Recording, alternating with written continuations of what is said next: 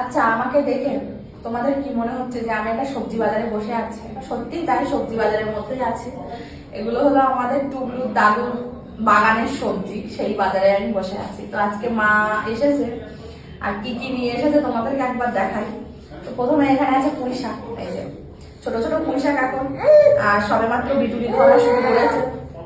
কি হলো টুবলু, দাদু কি নিয়ে পাঠিয়ে দিয়েছে? হাসি হাসি। যাই হোক, এদিকে আছে এই যে কুমড়ো, এটাও কিন্তু বাড়ির গাছে।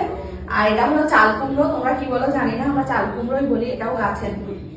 আর এদিকে আছে ওলকপি, এটাকে অনেকে শালগম বলে থাকে, তো আমরা এটাকে ওলকপি বলি, এটাও বাড়ি।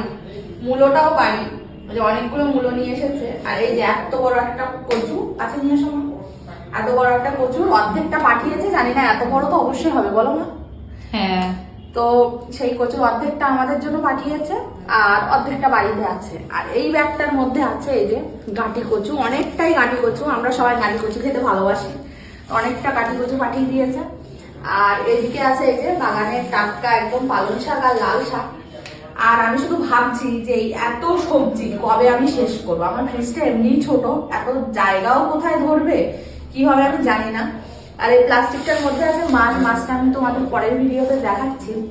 আর এটা কি মা? সর্ষের তেল, মানে সর্ষের তেল।